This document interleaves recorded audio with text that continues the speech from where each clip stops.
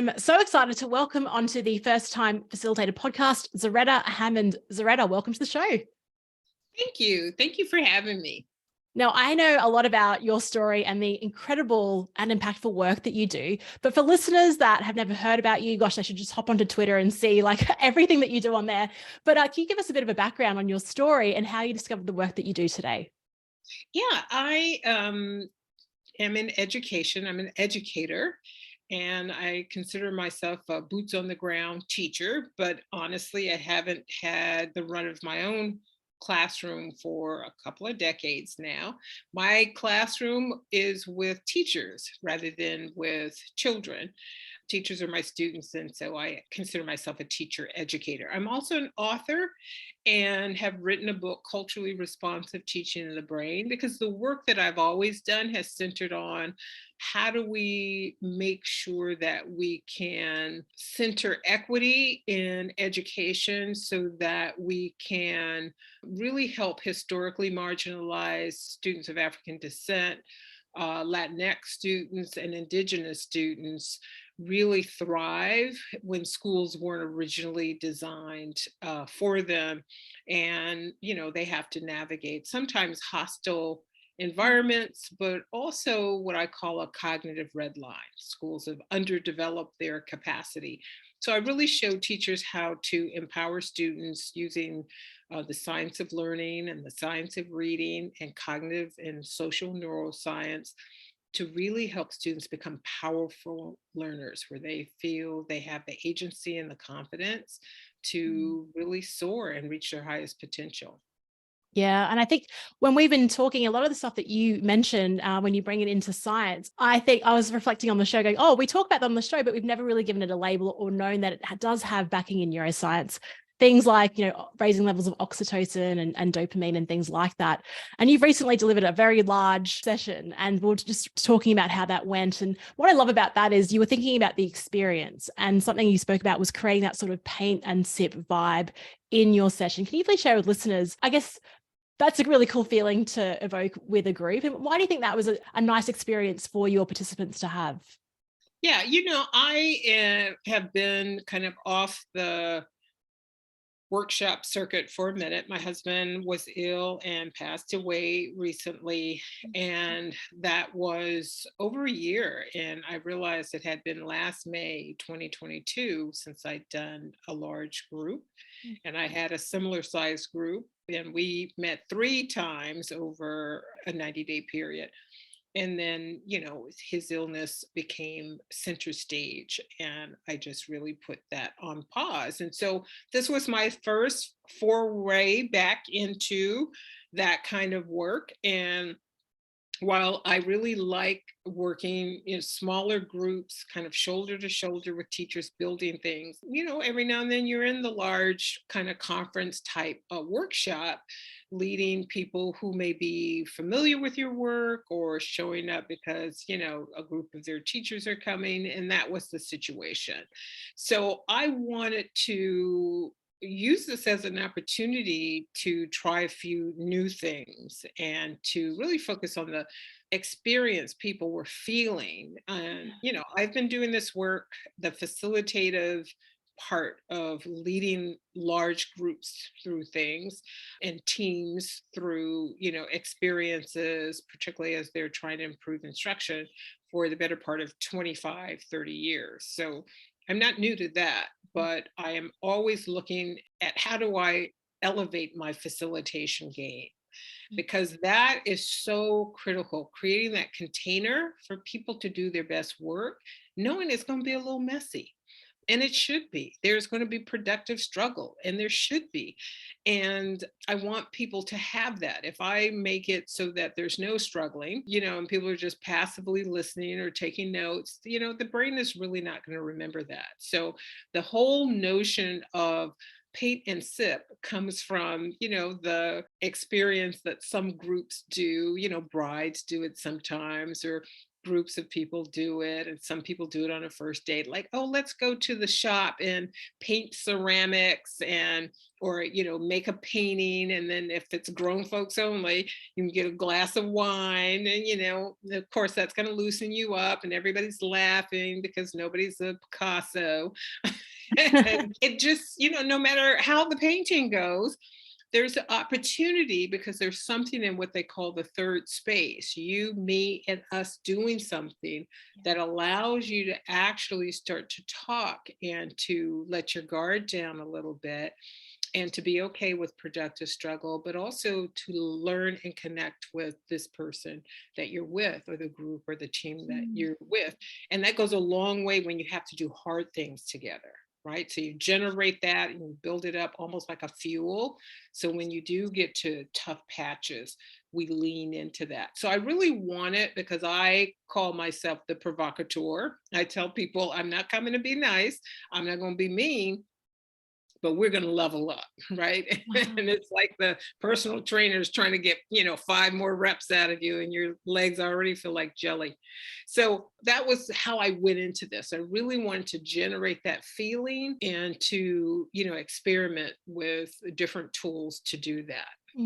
Something that you're very like the queen of metaphors and really great sound bites, like the productive struggle. I've got a question around that is, as facilitators, I think we do want to create that moment of, where people are getting growth and leveling up. What's the difference between, like, how do we navigate productive struggle with struggle? What's the line there? I usually will help people. The metaphor I use is the first pancake. Yeah. I lead with that. No, and I have a picture. There's a slide that I put up. I'm like, okay, we're going into the first pancake. And I just stop and like, you all know what the first pancake is. And everybody laughs because they do, right?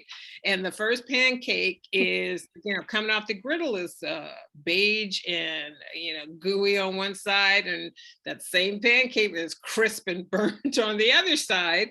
And it is clear it needs some adjustment. And the dog's going to get it, the baby, the garbage, somebody's going to get that pancake. But the reality is nobody shuts down the kitchen. The chef makes adjustments, everybody's okay with those adjustments, and we know the good stuff's going to start coming off. And this is akin to design thinking, prototyping, iterating, right? Empathy, what's the user experience? So what I try to do is put a very practical spin on what we're going to do is going to stretch you. You may not have final answers. And, we start the day with, our community agreements, one of which is, expect and accept non-closure. Meaning you're going to get to a place where this still might feel unfinished, which can be unsatisfying for some people, right? I came to get well, you are getting something valuable. You may have a prototype that you're going to try out, and you're going to get some data back, and you're going to realize, oh, I need to tweak X, Y, and Z, but A, B, and C worked really nice. So I try to first get people in that space so that they know we are going to be in the learning pit. That term comes from James Nottingham's work, where he talks about the learning challenge and this idea that we grow through challenge and that productive struggle, and that is what we get in the pit. And I love neuroscience. That's like my thing. Yeah. And I weave it into everything. And what cognitive neuroscience tells us is that little stress and struggle is actually what builds your dendrites, what builds the thing that will eventually become gray matter.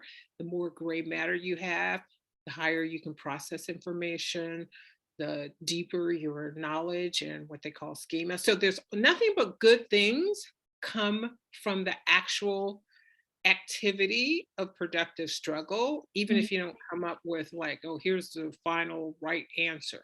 It is the process that is the gold, where the gold is.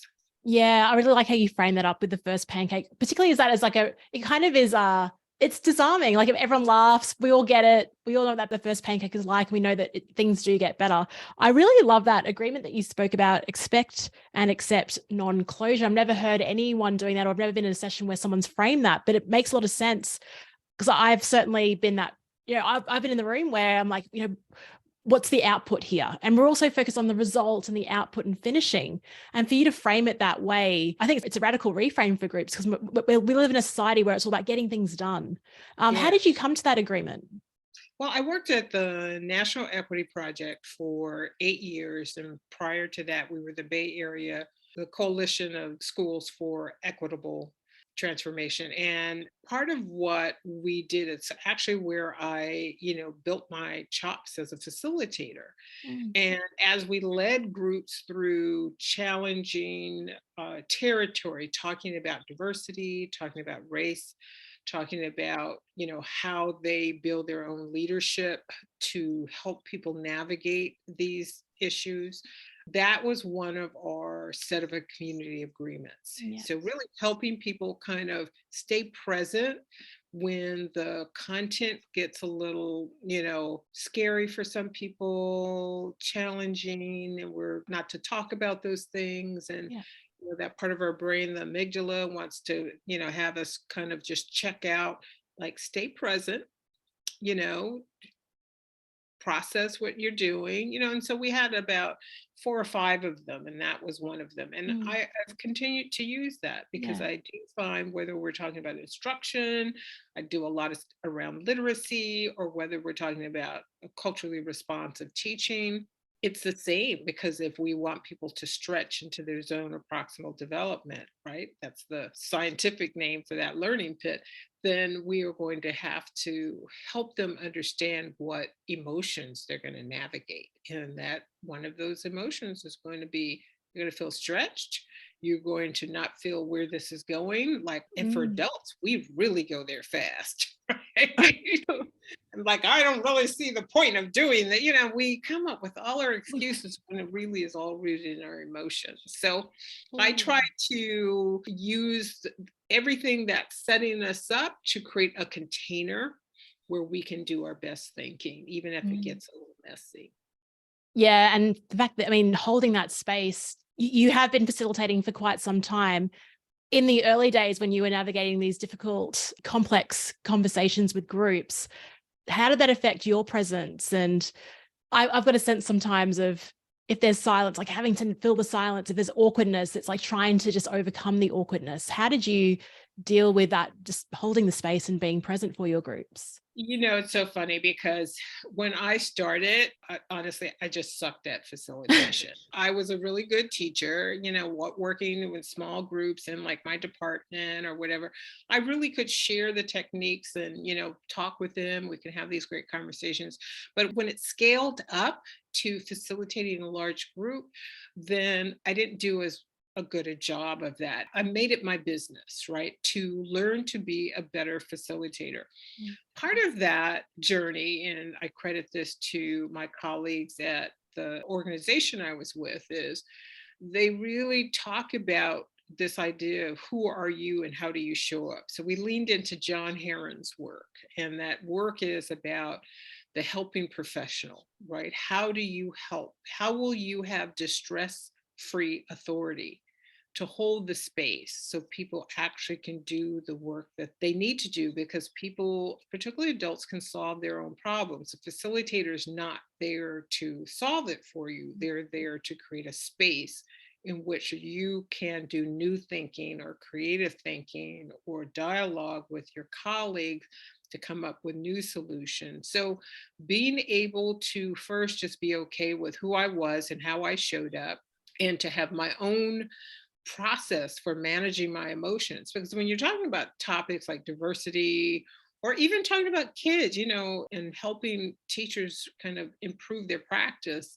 sometimes we blame kids and families. So, I'd be Yeah. standing up there like pissed off, like, what are you talking about? And I have to, find my equilibrium so as Mm. not to project that or to bring that energy into the container. Now, that meant that we made sure before, during, and after, as a team of facilitators, we were making space for emotional processing. So we do use dyads to do that. We'd have one-on-ones, we'd have walk and talks during lunch. When people were doing that, we made sure we, as a facilitation team, got some emotional support and respite.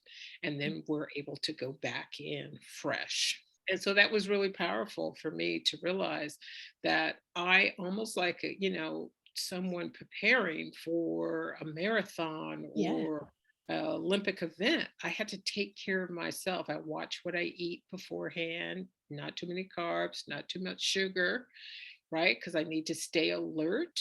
But I also know afterwards, all the glucose in my brain is gone. So, afterwards, then, there's going to be some French fries in my life. It's funny. I've got my sort of after workshop. Like if I had a big day, there's like this Greek place down the road, and I know exactly what I'm going to order from them, just to take that sort of decision out of my That's right. brain. That's right. You prepare that meal, or, if it's a cocktail or whatever, it could be a walk, it should involve some healthy options as well. Yeah. But the fact is, the bottom line and what we're talking about, and I think a lot of people don't think about, they think more about the strategies of facilitation, but to Mm. think of yourself as the orchestrator and that you are the instrument. You are holding space quite literally. So people can be better and level up. Then we have to kind of, the way I think of it is, if I had kind of, in my arms, this large bowl in which all the people were in, at a certain point, my arms are going to get tired unless Mm. I've strengthened them and I'm hydrating. I have an opportunity to put it down and pick it up. That holding that space is a physical and emotional and spiritual task to do. So I've learned the hard way, having the very first facilitation experience where someone asked me a question, and I had my little spiel and I was doing it, and oh man, I couldn't get the people in the groups, count off, and oh, it was just a hot mess. Someone asked me about the presentation and what is that axis? I couldn't tell them. I and I had a mentor, and she was so gracious because it was clear it was just went sideways. And, it was break time. My, part of the facilitation of the day was done. And she said, let's go for a walk. And at no point did she just start laying into the critique. She just started asking me, how did you feel about that? Mm. What did you want them to feel and experience? And so just kind of backed into it. And like I said, over time, different parts of, my facilitation experience, worked on, leaned into, and braided it together, added new things, let go of some things that no longer served me as a facilitator. And so I think right now I had the definite thought afterwards, after being away from facilitating a very large group, because you're basically holding everybody. You can't just facilitate the people in front of you. There are No. people way over that, like, do you hear me? I might want to get off the stage and walk over there as people are doing. How am I engaging? And I came at the end of the day, I realized I wasn't as tired as my self, 20 some odd years ago. Oh, That day would have just like, I'd have been ready to sit in a chair and just like, oh, just go out. Right. And I still had energy. And I thought, oh, wow, look at that.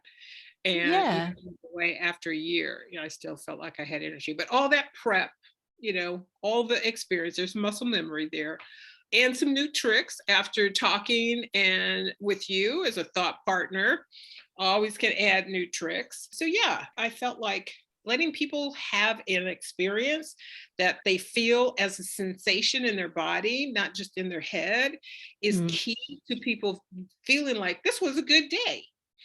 Yeah, absolutely. It's really very reassuring to hear that after that session, you weren't feeling exhausted. So maybe I've just got to do another few years and I'll get I'll get to get that time on my feet. I think there's also, I mean, something you alluded to there was like the value of having co-facilitators, being able to take that walk and talk and, talk to each other. And as solopreneurs or people that facilitate independently, often we're just stuck in our own minds. After a session, we might have that negative bias towards something that happened and we can't get that out of our minds. So there is value in having a network of people that you can bounce and talk to. Preparation. I tend to find there's a couple of different, facilitator camps, people that like to just, oh, I know the content, I'll just pull the workshop the day before and we'll move on to it. And then there's other people that like to prepare a bit more and a bit more thorough. Where do you sit on that continuum? And what does your process look like leading up to a big day like that? I'm a little bit of both, but mine is much more, I do believe preparing a day of learning for adults is a creative thing. Yeah. So I prepare very much like a sculptor might, like, I got this block of clay, or I got this piece of wood, or I got this stone, and they walk around it, look at it, they imagine. So usually, like, a lot of people will book with me, I'm full right now through September, and that I closed my book at the end of February, beginning of March. So a lot of these have a few months, lead time. I would say 2 months, because I have so many. 2 months, I put it on my radar. So what that means is I have creative time in the morning. When it is still dark, I get out. I find that is my most creative time. And I allow myself the time to think about that. So I've had a pre-engagement conversation. What would the client like to see be true? Right. And if Mm. they're like in some kind of unreasonable land, that's my opportunity to kind of like bring them back to reality. This is what we can accomplish. But I want to listen to them in terms of what the theme of it is. What is it that they've done before that we're building on? What are the misconceptions? Have they gone down a wrong road and you are trying to bring them back? How can I help you do the thing you want to do? And people are like, they just want to hear you talk. No, they don't. You want them to do something that I can help by this information and experience I can give them. So we have that talk. I let it incubate so that in that dark time, and I've assigned they can have that morning, and this is 8 weeks out. And then I start to think about a metaphor. What's the story? What's going to anchor it? Then I can build it around that, with the purpose of moving people from this place they are at, the client told me about, to this new place that I think is going to allow them to get onto the next leg of their journey. And then so I scribbled that down, a little notebook for it. I might, if I'm inspired, open up a PowerPoint or Google slide deck and just write a couple of things, and then I leave it there. And then what I've basically done is till the ground, planted some seeds, and I let my subconscious, unconscious mind start to do the creative work. So now then I just go on about my business, working on my next book, or whatever I'm doing working with a team or whatever. And then I will, maybe in another week or whenever if something pops in, I'll scribble it down. And then as I get closer, maybe 2 weeks out, I'll populate that slide deck a little more. But it's now, getting that 2 week to 1 week. Now we're in the full creative mode. What images do I want on these slides? What saying what quotes am I going to pull down? And the other thing I do is in that 2 week period is start to create what I call a facilitated agenda. And I learned this working with, facilitation teams. It is so detailed that it is part script.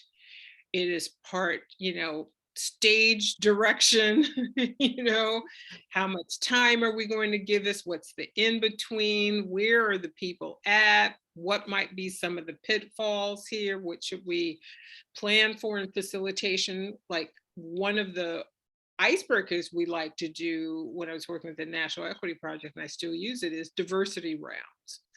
And diversity rounds ask people to self-organize along some identity markers. So it could be organize yourself around race, what your racial identity is. So now everybody's looking around at each other. Like, obviously you might see some Black people or indigenous folk or Asian folk. And then, there might be 3 groups of white people. And folks are looking at them like, why are there 3 groups? Because you're not supposed to make your own separate group. And there might be people who are Jewish. Like we do not identify as white people. It's like it is such an interest, and talk amongst yourselves about the variety of that. So creating the container and being prepared for kind of the awkwardness, because we are so unpracticed globally in terms of talking about things like race. But I can imagine if you were talking about certain parts of gender, or you are talking about other subjects that might be not the regular topics, Mm, helping people kind of do that. But it also is part of what I call that selective vulnerability, where mm, people, like, we are going to get practiced at talking about these things or saying the words out loud. So that's what I typically do when I start to do that facilitated agenda. And then mm. again, how does that going to be reflected in the PowerPoint? So by that time, and I will tell you, a lot of people like, send us the slides 2 weeks early. I'm like, nope, you're not going to get them. I am like a DJ. I am still tweaking those slides. I'd say the 2 days before. I try not to Yeah. do it the night before, the morning before. Guilty. I'm there, like, I'm gonna tweak that, and but it's like that. It's like it's a creative I thing. agree. Yeah. I I think, cannot, like, it's packaged and I'm gonna send it to you because I'm like, whatever that deck is just not gonna be the same one I've got. 'Cause two more things, right? thank you for, I mean, again, you're so good at the metaphor and talking about just a piece of clay, and it is a real creative endeavor. And people ask me my design process. I've never been able to articulate it like you just did, because I definitely, I do some priming, like, what's the experience? And then I will let it just sit in the subconscious and trust that things will emerge when I need them to emerge. But it's not like, between 9 and 10 a.m. today, I'm just going to create Right, this thing, because then I'm just, right. it doesn't work. Unfortunately, I wish it would work that way, but it doesn't. Yeah. It It is conversations, you pull things out, you observe new things because you've just primed it that way. So I love that you phrased it. What I would say, Yeah. Leanne, is you do have to invite the muse in. So there's a point at which I will schedule that. I'm going to work on that, and at between 9 and 10, and I'm Mm, just going to sit there, and maybe it's just doing the tweaking the slides. What's the end slide, and oh, that lunch slide needs to go in there, and the break time. Where's my break time slide? What can I cannibalize from another? It is mundane to the point where the muse knows, oh, you sitting? You ready for that? I got some stuff for you. Right. So it's almost training yourself to say, I'm ready for that other creative part. But then there's the technical part of setting that deck up. So mm, it is this interesting piece that I mm, think the more you get into facilitation, the technical gives way to the creative. Certainly mm. starts when you're a new facilitator. You got to get the technical parts. You got to know how to end your segment, right? One of the things people comment to me all the time is, wow, your timing, you never run over, you always, and I'm always in the moment. There is something I'm going to drop because I could see if we continue, we're going to run over, versus Mm. like it's on the agenda, so I got to do everything. And at the very beginning, the technical part of that, you have to pay attention so that Yeah. you can give space to all of the goodness that's in the agenda, which is the creative pieces that you put in there. But your brain is always running. I'm always scanning the room. I'm looking at the agenda. I'm looking at the clock. I'm actually trying to make enough space. I leave enough space for spontaneity, for people to have a reaction or to have an emotion that doesn't feel like it takes us so far off the agenda now, because people don't realize we need that. But that sponge time, even if people don't need as much, there are things we can do with it. Mm. So I think that's the marriage of the technical and the creative. And, we start to have structures and processes in which we do that. Yeah. That phrase, inviting the muse in and having to actually just physically sit down and to land these topics. It's, yeah, a really great analogy. How do you, before we sort of close off, how do you come up with these metaphors and analogies? It just seems so natural for you. Is this the way that you talk? Is this just a Zaretta thing? Or have you learned to be better at That this? is the way my brain works. And here's what I Yeah. tell folks, when I'm training facilitators. I just trained 5 facilitators to start to kind of coach my framework starting last summer. And what I tell them is they have to find their flavor. You got to find the thing that you do that is like it, you don't have to think about it. For me, I'm a what they call a symphonic thinker. I start to put things together that don't seem like they go together. That's what metaphors are made of, Yeah. right? How is this thing like that thing? Well, if you're a symphonic thinker, Dan Pink talks about this a lot. And in A Whole New Mind, in one of his many books, that was an early one, wonderful book, you should get it. Yeah, well. And he talks about this idea of, people who can see the implied relationships between things that don't seem on the surface to have a relationship. And for whatever reason, my brain sees those chords and connections, and therefore I do them. And I love pop culture. So what I find is, in order to really get a group moving together, you have to tap the collective schema. Mm. What does this whole group know enough about together that everybody would shake their head in unison? Human experience, maybe it's movies, maybe it's an age group, right? So as a facilitator, you have to know enough about all of, or a little bit of all of those things, right? And for me, that's movies. I like pop culture, and that's my thing. And I encourage my facilitators, find your thing. Mm. And not going to look like mine. Don't be trying to be like, pulling metaphors out of the air, because it's going to look awkward. But the more you're comfortable in your own skin, the more you're okay with whatever your flavor is, Mm. Mm. but you have to figure that out. And then how do you leverage that in your facilitation? Mm. Yeah, I think that's terrific advice for first time facilitators, because I think when I started facilitating, I'd wanted to be like my favorite facilitators. And then I realized that it just didn't feel right, didn't sit right in my body. And I felt, yeah, so that's probably the move, is to find your flavor. Zaretta, you've just got just incredible wisdom. I think a lot of the work that you do can be just so helpful for our facilitators that are leading conversations. Where can people go if they want to connect with you, find your book, learn more about what you do?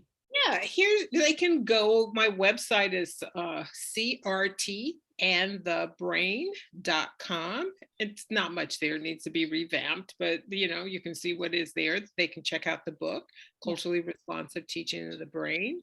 And they can find me on Twitter. I'm always on there trying to respond to somebody. It's a great medium for kind of instant connection. Instagram, not so much, but I do check my account.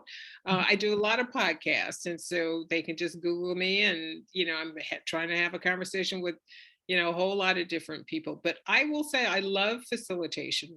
Given that I started terrified and just not very good at it, I've made myself a student and have continued. And I would love at some point to be able to offer a little bit of what you do, for Mm. people who are in an area that I am. So they can always just connect with me and, reach out to me with a question about facilitation. And it won't seem like, well, I know you're in education. Like, no, this is what we do together. We're trying to help people level up no matter what the Yeah. industry. We are a village, a community. Absolutely. Yeah. Thank you so much. We'll put a link to everything in the show notes for this one. And just keep showing up and doing what you do. Bring your amazing energy, your way of thinking. It's making an impact. And I know this conversation will as well. Thank you so much for being a guest on the show. Thank you for having me.